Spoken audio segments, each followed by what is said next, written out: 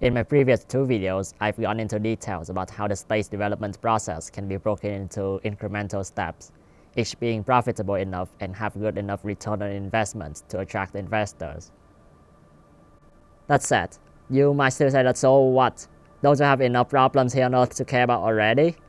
And as much as I would to say that this is important, it's cool, it's going to serve the greater good for humanity, you probably have your own set of things that you deem important, and I'm in no position to say that mine is any more important than yours.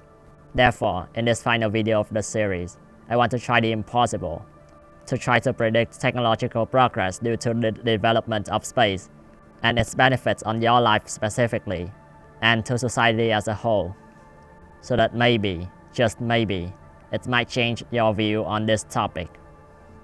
Let's start with the benefits from industries that will get established first in space. With 3D organs printing from stem cell technology available, millions of people who need organ transplants worldwide won't have to wait as long for a suitable donor, and many lives will be saved. You may say that, oh, the organs are gonna be expensive, and only the rich will be able to afford that. And that will create inequality. But that's literally how every single technology that we have now started out. Every single thing around you right now were once privileges that only the rich could enjoy. Without the people who are willing to overpay to get their hands on the latest and greatest technologies, no one would ever take the risk to go and develop new technologies. Yes, the organs will be expensive at first, as companies try to recover their investments, but prices will come down gradually. And even when only the upper class can afford it, that would still cut down significantly the number of people on the organ transplant waiting list, making it faster and easier for people who can't afford 3D printed organs to get suitable transplants.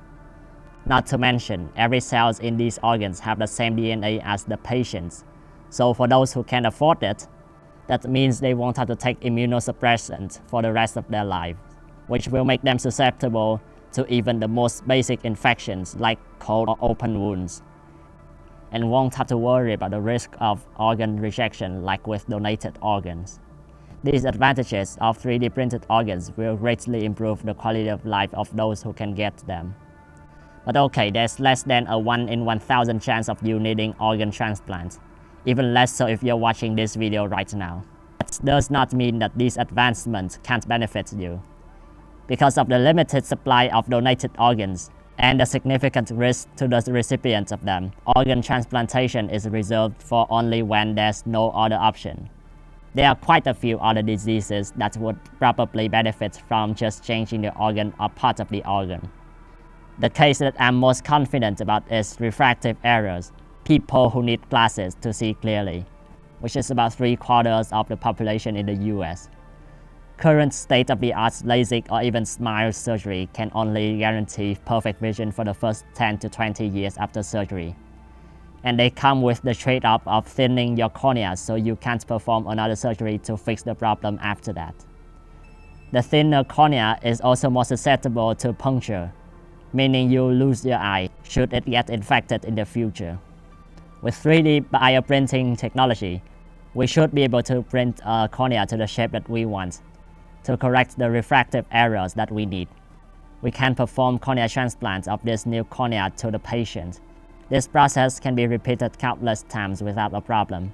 And the cornea was printed to shape from the beginning, so there's no thinning of the cornea.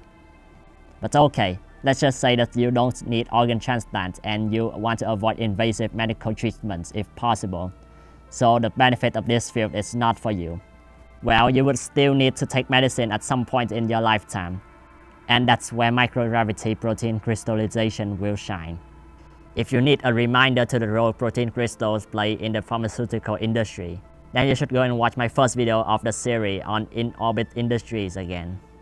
Advancements in this technology made possible exclusively through the microgravity condition of space will enable the development of medicines that have less side effects, are more effective. The effects are longer lasting, the costs are lower, and the shelf life is longer because they are easier to store, or they are easier to deliver into the body. The last one being the case for research being carried out on board the ISS by Merck and Company, with the best-selling immunotherapy drug Keytruda, which currently has to be delivered through IV transfusion in a hospital, but if successful, can be delivered through a simple underskin injection like a flu shot at a physician's office. It's also possible that through better protein crystallization in space, many diseases will be better understood, and treatments for diseases that were thought impossible before will now be possible. Alright, well, maybe you don't like the healthcare industry very much due to their business practices, so you don't care about these advancements very much, and I can totally understand that. In that case, the benefits are a bit further out because other industries will need some time to get developed up there. But essentially, everything that crystals play a big part in will be greatly improved. One cheaper, faster, more secure internet. There's Z-Plan cable, which can transmit data at high efficiency and eliminate the cost for repeaters for transoceanic cables. One faster, more energy efficient phone, laptop, PC. New semiconductor materials with higher quality crystal lattice. More efficient lighting, semiconductor. More efficient, smaller electrical devices and infrastructures, semiconductors. Better camera sensors for better pictures, semiconductor. In fact, there's not a lot of things around you right now that does not use semiconductor. And anything that does will benefit from getting made in space. And let's not forget the magical material graphene and carbon nanotube. They have great potential for applications in many different fields, including improved computational power by orders of magnitude. They're difficult to make right now because their superior properties come from the defect-free, pristine monocrystalline structure, something that's very difficult to grow here on Earth, but would be helped greatly by being manufactured in space. But still not all of it. Usually people can easily see these direct benefits already. What I really want to drill down here are the less tangible, less direct, broader benefits that the space industry can bring about to really show the true extent of its effect on our lives. Technological breakthroughs are fundamentally interconnected, and advancements in one field can have ripple effects on many others. You may be thinking right now, yeah, right, these advancements I'm talking about apply to developments in all fields. What makes this any special? Why shouldn't we just invest more in other terrestrial industries instead? But that's only true when the capital that's diverted from space development is invested responsibly into fields with similar potential to help improve the lives of people. More often than not, things turned out like the recent Department of Government Efficiency. They laid off thousands of government employees in the name of budget savings. But in the end, those savings neither went into reducing debt load nor increasing budget for social services. Actually, quite the opposite happened. Recently, the Supreme Court ruled Trump can continue to dismantle the Department of Education, while debt load and defense spending is increased. You yourself also have likely experienced this when you told yourself you would do certain things when you have free time. But then when you did, you just wasted all of it. There's no guarantee that if people don't invest in space development, they won't go invest that money into shadier industries like weapon manufacturing, oil extraction, or tobacco production. Also, even though there are many breakthroughs in other fields that can achieve the same result, you rarely make those breakthroughs by just focusing on the industries, but by making breakthroughs in other fields. Who would have thought accelerated development of digital computer for military use in World War II would have led to the breakthrough that helped us predict the structure of almost all existing proteins in 2020, when the combined research of the previous 6 decades deciphered less than 0.1%. Or something more familiar to you, the internet, which was invented to facilitate the sharing of information between researchers, has gone on to fundamentally change the way every other industry conducts businesses, and spawn entirely new industries that have contributed trillions of dollars of revenue every year to the global economy. So instead of making this an either this or that question, it's best that we just let people invest in both of them. And although nobody can predict the future, least of all some random guy on YouTube like myself, there are a few conceivable indirect benefits that a space industry can bring about. Most impactful of all is better robotic, automation, and manufacturing techniques. The single most expensive and difficult thing to keep operational in space is human. And therefore, any company that wants to operate in space will be incentivized to take advantage of as much machinery automation as possible, which will push them to develop technologies that will reduce their reliance on human workers. These advancements, when brought back to Earth and applied to other industries, can help reduce the reliance on a complex global supply chain to outsource manufacturing to developing nations, where the cost of labor are cheap. This will mean that you will now be able to enjoy goods with higher quality or at a lower price. I doubt that anyone will object having products with quality of made in Japan, Germany, or the USA, and the price of made in China or India.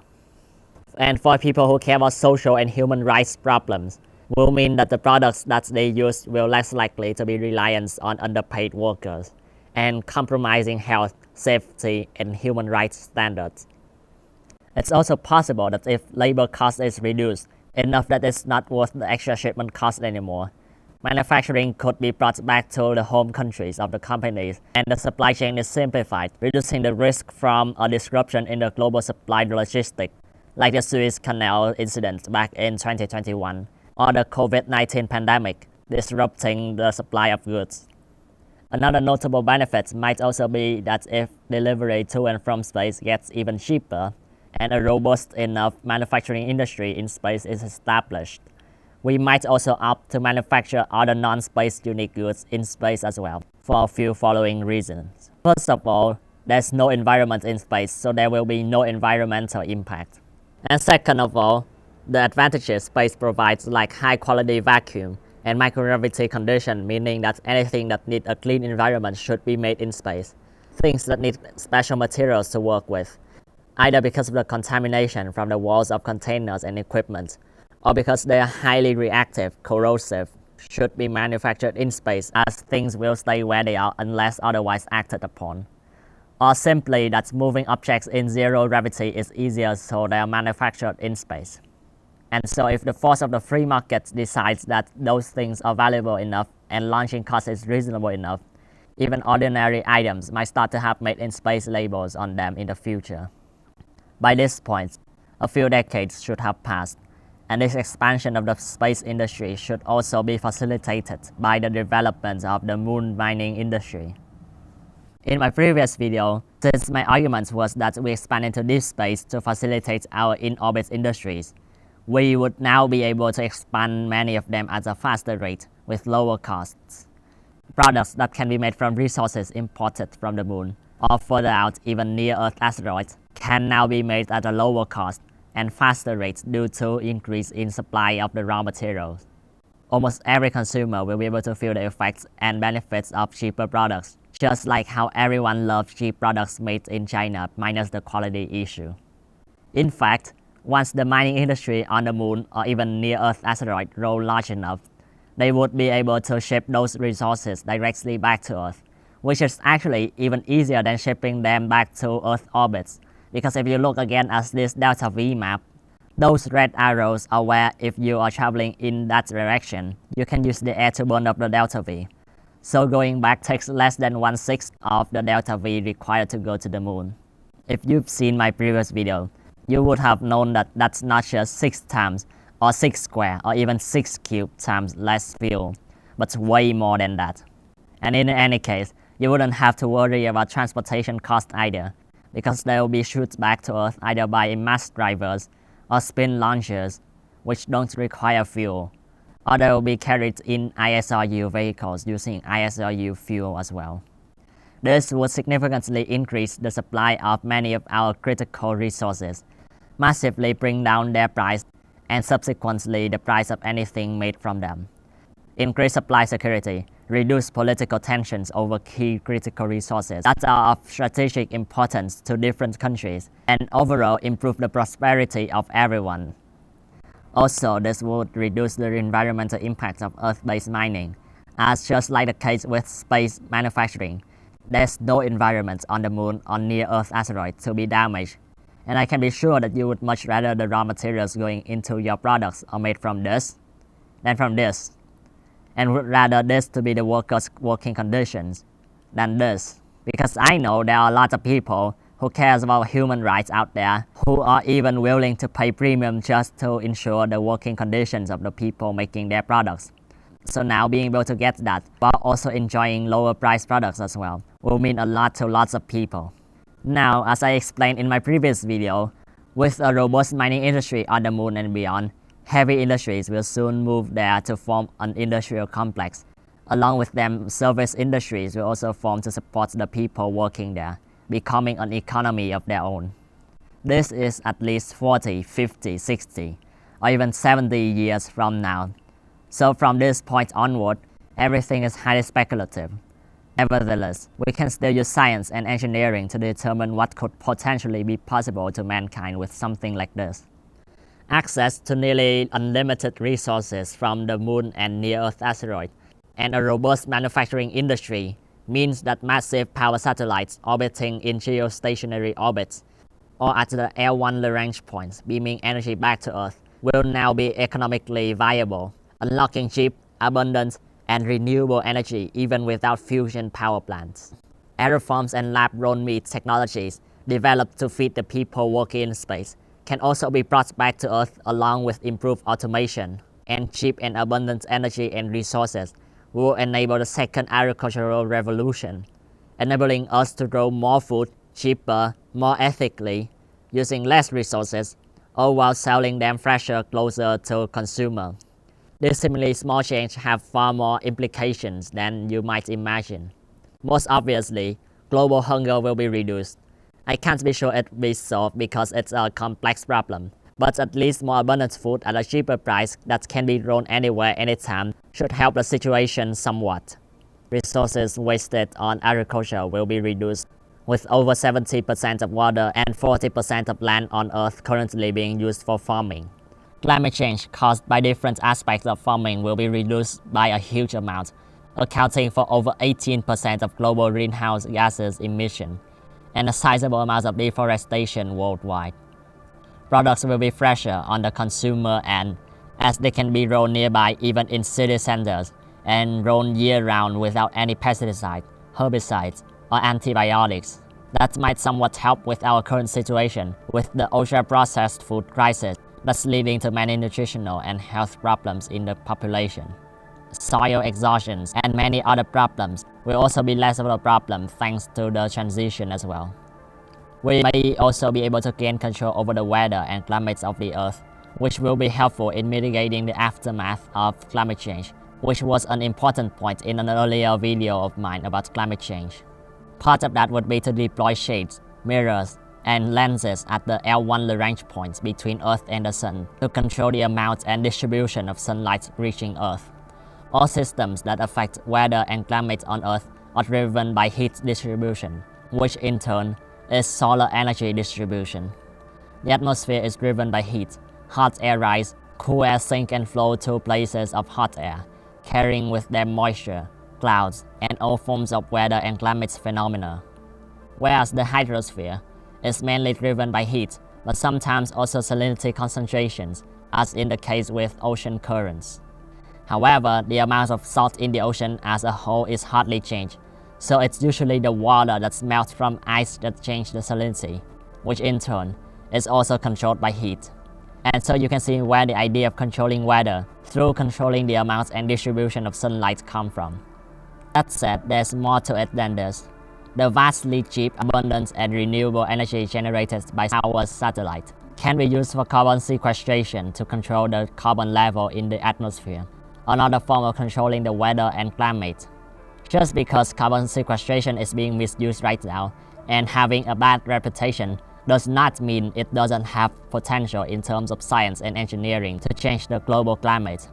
Freezing carbon dioxide using cheap, renewable, and abundant energy and dropping it out of the sky to seed cloud formation is also a possibility to control rains and droughts. The benefit of this technology is limited now, because the moisture must already be in the air to form clouds. But here, we can just control sunlight to evaporate water and direct winds to carry it. Advancements in computing power, as mentioned earlier, would also let us to better predict extreme weather to eliminate them before they occur. Finally, after addressing all the economics and benefits to quality of life, as well as global problems, I want to bring my argument home to something that I personally believe is most important, although less concrete, and that's the human nature. As human, we all have a drive to grow and further our species.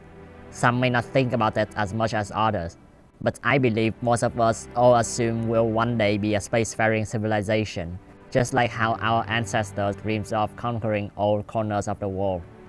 Throughout the history of our species, we have taken the leap of faith and ventured into the great unknown countless times, and it was that relentless drive to push our boundaries that differentiates us from other species and got us to where we are today. Our ancestors first took the leap of faith to climb down from the tree and walked on their feet in the savanna of Africa. Then they learned to make tools with their hands, then learned to conquer fire, which scares every living species at that time. Then to take the next big leap of faith and moved out of the savanna in Africa, where all their ancestors have lived and died, which they failed countless times, and many lost their lives in the process, but they kept trying. Then they learned how to grow their own food to not have to be at the mercy of nature for their nutrition needs anymore. And that laid the foundation for them to settle down and started forming civilization, where they learned to work together to achieve something greater than any of them can ever achieve themselves or with just a small tribe. Millennia passed, and now they are at the point where they wish to conquer the ocean, venturing to all corners of the world to see what lies beyond their home country. They then finally learned to make the tools work for them, entering the Industrial Revolution, and made possible the life we enjoy today. On each of those steps, there are huge risks involved in them. Failures happened, people died, wars broke out. We did not know what lied ahead, what was waiting for us in the unknown, possibly death. And yet, we ventured into them anyway, each time bringing about results or findings that we could have never guessed or anticipated, that have made the world a much better place than had we not went to explore that unknown. We just don't know what we don't know. Reaching for new heights often bring about new opportunities that far outweigh the risk involved on the journey. And that bet has always worked out before for us to be able to enjoy the life we have today. So, even though there's no guarantee that they'll help us solve our problems here on Earth, and their economical viability is still only theoretical, I certainly do think that venturing out and developing industries in space is well worth our efforts. And it's better that we face our problems with a space industry than without it. And although I do know that we can't always engineer our way out of a problem, not all problems can be solved with more technologies. I believe that it's better that we have more technologies, more options at hand when facing those challenges. Thank you very much. My name is Thái Dương, and this is I Have a Dream.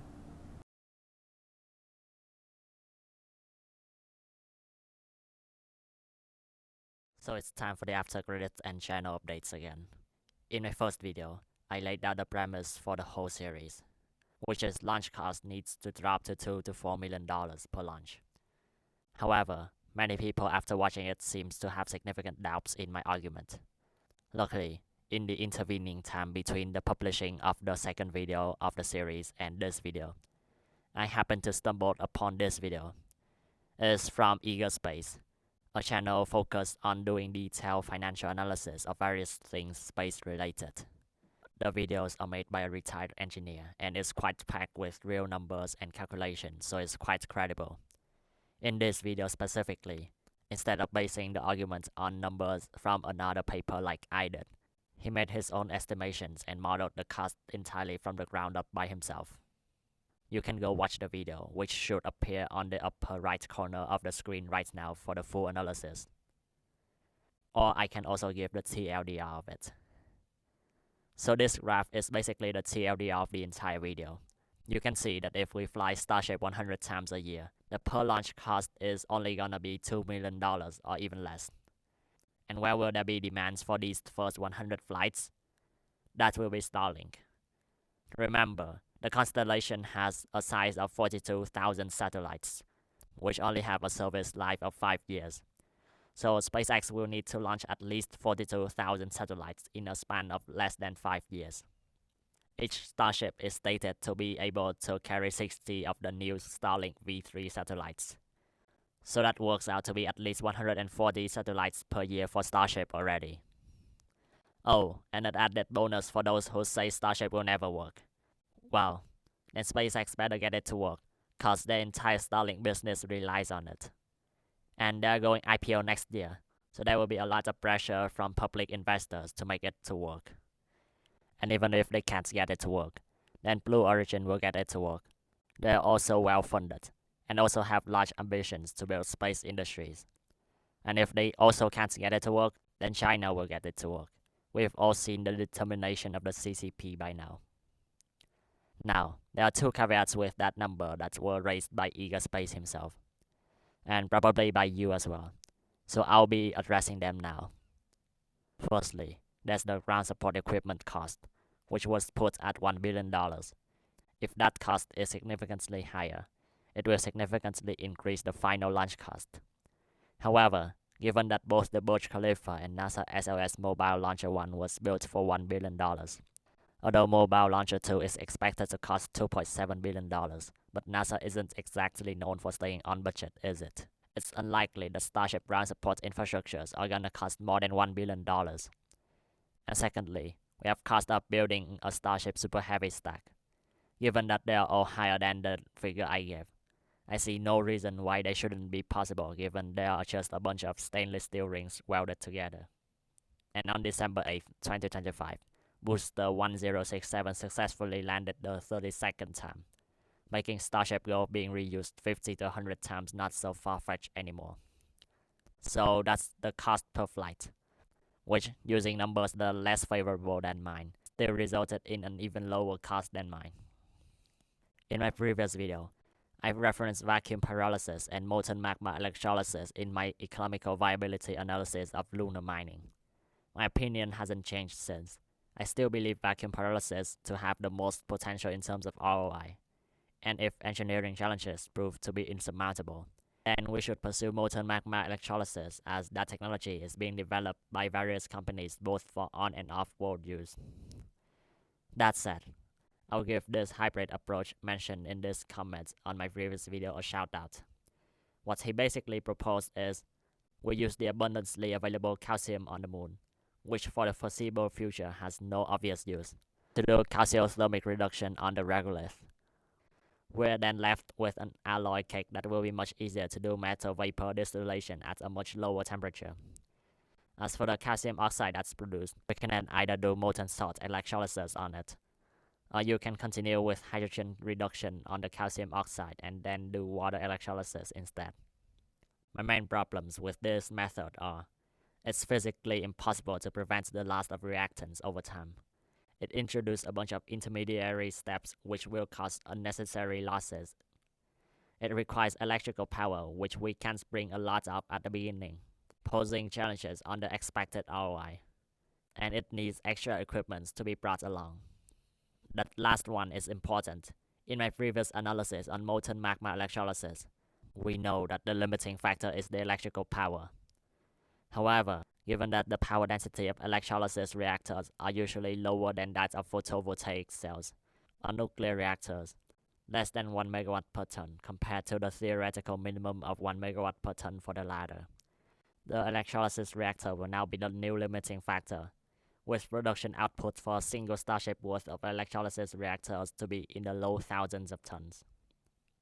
So, that's the method proposed in that comment, with a production output in between the two methods I mentioned, and technological readiness level in between the two as well. As for whether it is the best of both worlds or the worst of both worlds, I'll leave that up to you to decide. And okay, time for the channel updates. This will be the last video of the series, at least for now. If you have any suggestions for new video topics that you want me to talk about, please leave them in the comment section down below. Talking about suggestions, I would also highly appreciate suggestions on any good piece of background music that you guys think will benefit my videos than the current ones I'm using. They should either be from YouTube Audio Library or from Storyblocks. The special video about the ridiculousness of the science in the Avatar movies are already in production and hopefully will be published soon. Following that will be the video on why a hydrogen economy is a terrible idea, a series on the future of transportation, energy production, storage, and transmission, and maybe a video on methods of going to and from space and through space. That's it. Thank you very much for watching. If you like it, you can consider to like, hype, share, or leave a comment down below. And I'll see you in my next video.